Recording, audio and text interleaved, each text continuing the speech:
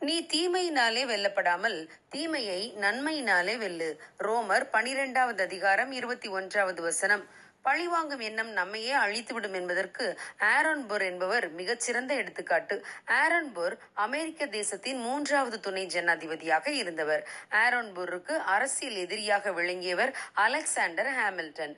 Thomas ஜெஃபர்சனும் Aaron புர்ரும் ஜனாதிபதி தேர்தலில் போட்டியிட்ட போது பிரச்சாரத்தில் ஹாமில்டன் என்பவரின் தாக்கம் ஆரோன் புர்ரை தோற்கடித்தது.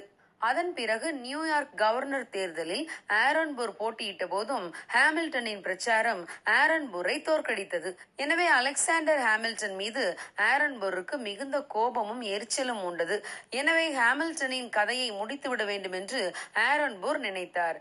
அதன்படி ஹாமில்டனை துப்பாக்கியால் சுட்டுக் கொன்றார்.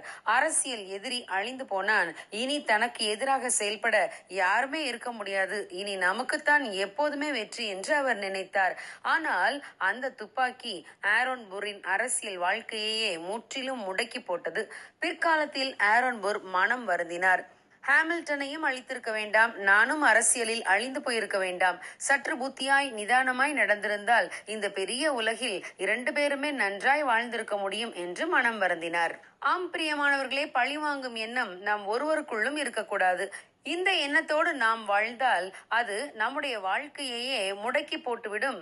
ஒருமுறை தாவீதை கொன்று போட வேண்டும் என்று சவுல் அவரை தேடி சீப் வனாந்திரத்திற்கு 3000 பேரோடு வந்திருந்தார். இரவு நேரம் அனைவரும் நன்றாக படுத்து நித்திரை செய்து கொண்டிருந்தார்கள். சவுல் படுத்திருந்த இடத்திற்கு தாவீது வந்தார். சவுலின் தலைமாட்டில் அவருடைய ஈட்டி நிலத்திலே குத்தி இருந்தது. அவரை சுற்றிலும் ஜனங்கள் படுத்துக் கொண்டிருந்தார்கள். தாவீதோடு கூட வந்த அபிசாய் தாவீதை பார்த்து, இன்று தேவன் உம்முடைய சத்துருவை உம்முடைய கையிலே ஒப்பு கொடுத்தார். இப்போதும் நான் அவரை ஈட்டியினாலே 2 குத்தாக குத்தாமல் ஒரே குத்தாக நிலத்திலே உருவ குத்தட்டுமா என்று கேட்டான். ஆனால் தாவீதோ பழிவாங்கும் வாய்ப்பை பயன்படுத்த விரும்பவில்லை. அவர் அபிசாயை பார்த்து, அவரை கொல்லாதே, கர்த்தர் அபிஷேகம் பண்ணி வைத்தவர் மேல் தன் கையை போட்டு குற்றமில்லாமல் போகிறவன் யார் என்றார்.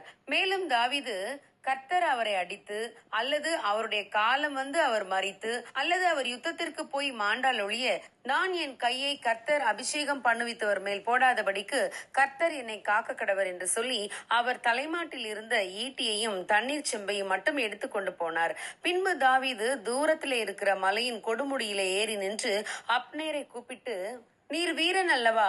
இஸ்ரவேலில் உமக்கு சரியானவன் யார்? பின்னை நீர் உம்முடைய ராஜாவை காவாமல் போனதென்ன?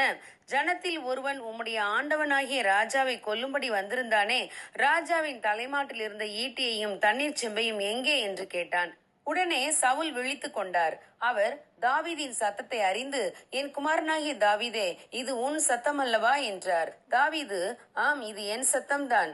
நான் உமக்கு தீமை செய்யாதிருக்க நீர் ஏன் என்னை ஒரு கௌதாரியை வேட்டையாடுவது போல வேட்டையாட நினைக்கிறீர் என்றார். உடனே சவுல், இதோ நான் மதியற்றவனாய் மகா பெரிய தப்பிதம் செய்தேன் என்றார். பின்பு சவுல், தாவீதே, நீ ஆசீர்வதிக்கப்பட்டவன், நீ பெரிய காரியங்களை செய்வாய், மென்மேலும் பலப்படுவாய் என்றார்.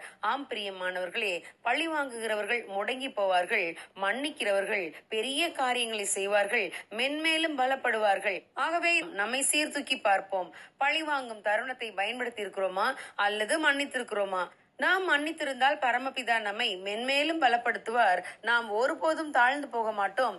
பழிவாங்குதல் கர்த்தருடையது. அவருடைய வேலையை அவர் செய்யட்டும். நாம் மன்னிப்போம், மென்மேலும் பலப்படுவோம். God bless you. Have a good day.